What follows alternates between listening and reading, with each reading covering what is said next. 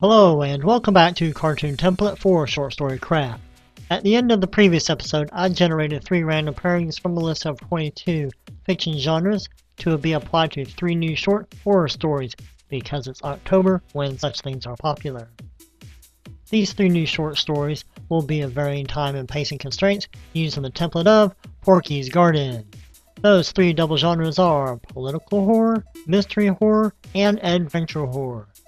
So let's see how those 3 short stories turned out.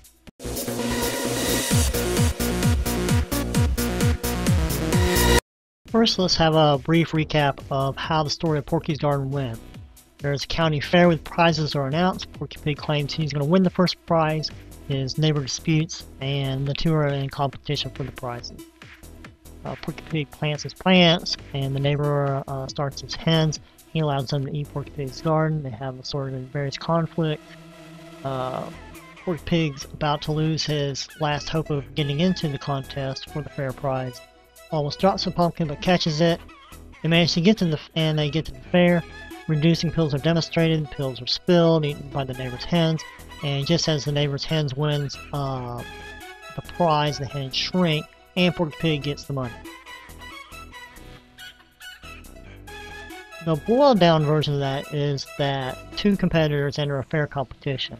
One of them does good and endures the cheater. The cheater is punished by fate, and the protagonist wins. Another way of looking at this is that there must be some goal with at least 2 possible routes to achieve the goal. Whether Route A interferes with Route B and Route B prevails may or may not necessarily true. Have to be utilized, because the key point is that it must be 2 possible routes to achieve the goal. So let's go on to our first story. Alright, our first story is a political horror story. The story I came up with is Means to the End. The situation begins. 2 space monsters, Monster 1, Monster 2, capture a platoon of soldiers. Monster 1 interrogates a platoon commanding officer for war plan intel. The CEO refuses. Monster 1 provides negative stimuli to the commanding officer, which fails. M2 grabs his COA. Monster 2 claims it can and will get the war plan intel. It kills Soldier A as incentive for the CO to give up the war plan intel. Monster 1 takes the CO back from Monster 2 and begins torturing the CO to talk. Monster 1 cuts off the CO's fingers and then one of his feet. Meanwhile, Monster 2 strangles Soldier B while electrocuting Soldier C to a crisp. This is again is incentive for the CO to talk. Thoughtful CO does not want to see his men killed. Monster 2 reaches over while Monster 1 is down at the CO's feet. He reaches over and gouges out the commanding officer's eyes. M1 protests that M2 is interfering with his methodical process, and this again goes back to the interference provided in the original Porky's Garden. Monster 2 suggests the most efficient way may be directed through the brain. Oh no, that doesn't sound good at all. So Monster 1 jams the alien device into the CO's eye sockets and then into his brain, and he starts getting results. However, during the data dump, the CO convulses with a heart attack and the data stops. Oh no, that's not good for the monsters. The solution to the heart attack is Monster 2 attempts to defib the CO with electric shock, as already demonstrated earlier up here. However, M1 suggests M2 that the electrical output could be too strong, and so he thoughtfully places Soldier D between the 2 of them before he defibs the commanding officer. But of course, being the barrier, Soldier D dies. He gets burned to a crisp. So then, Monster 1 reinserts the device into the CO's brain and receives the remaining war plan intel. Yay! Outcome achieved! Alright, so there's 2 different methods demonstrated here to an outcome. The outcome they wanted was to receive the war plan intel, while Monster 1, it goes by the approach of torturing. Monster 2 wants to go by the approach of providing incentive to the CO to give up information. And of course I end up doing yet a completely different route. So I'm just somewhat deviated from the template, but it falls along the general idea of having more than one route to an outcome. Alright, let's move on to story number 2. Alright, our second double genre generated was a horror mystery. I wasn't real clear about what makes a mystery, and so I did my homework, and it's often used as a synonym for detective fiction or crime fiction to investigate and solve a crime. The emphasis is on the puzzle suspense element towards a logical solution. It's a whodunit. An alternate definition of a mystery fiction is a completely different genre where the focus is on supernatural or thriller mystery.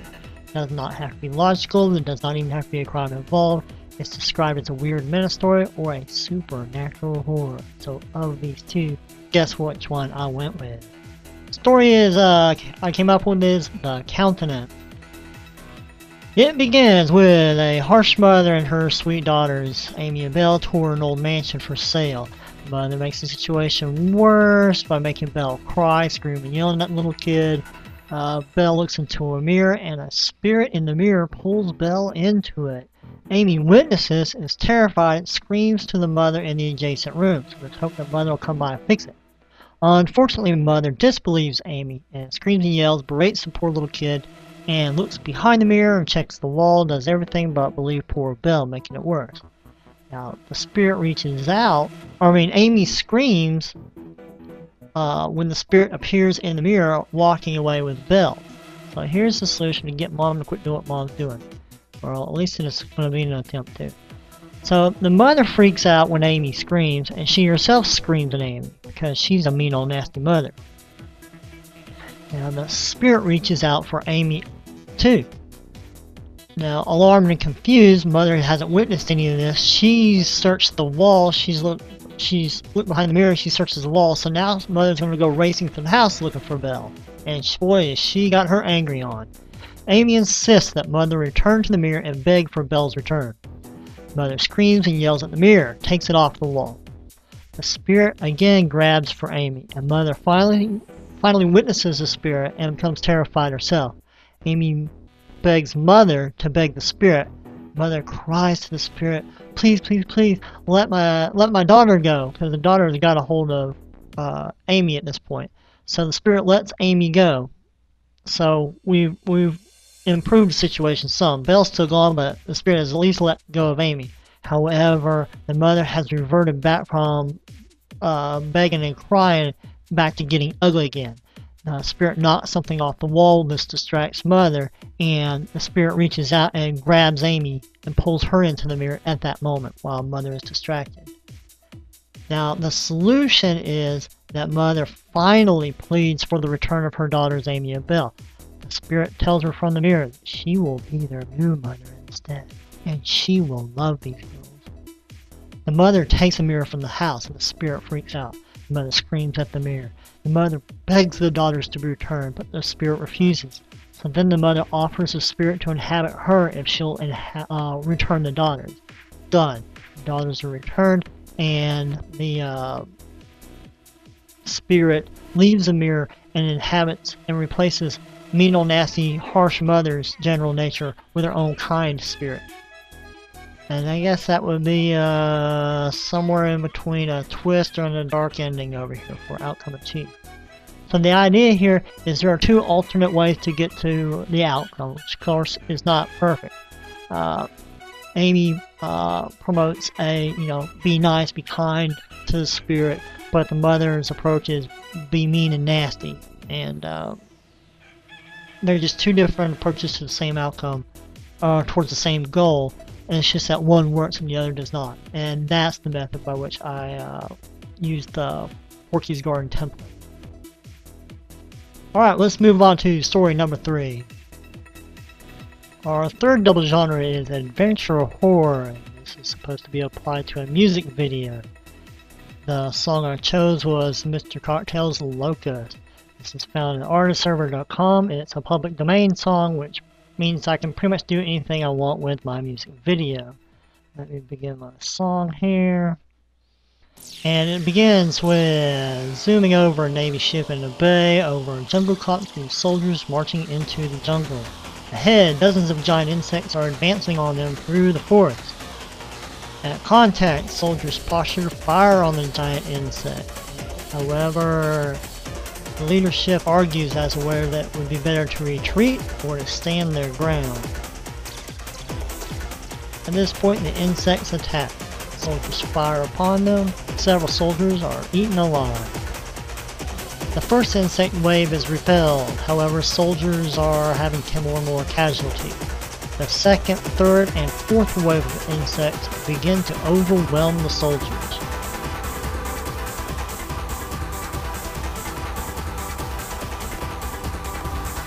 They retreat. The soldiers decide there's just too much. They begin to retreat, and the insects pursue them in their escape through the jungle. The soldiers break from the jungle into an open field. However, flying monster insects descend and devour more and more of the soldiers.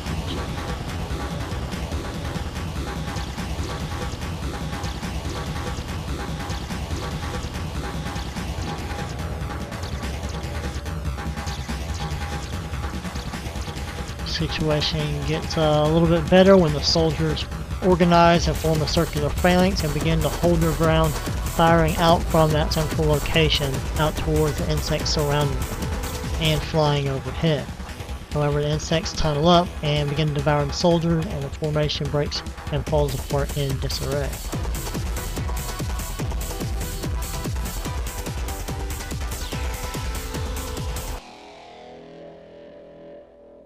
The solution to this bad situation is helicopter gunships from the ship anchored out in the bay arrive to the rescue of the soldiers on the ground. The flying insects are decimated.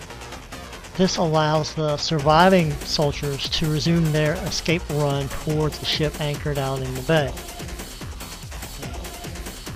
However, more flying insects begin to arrive.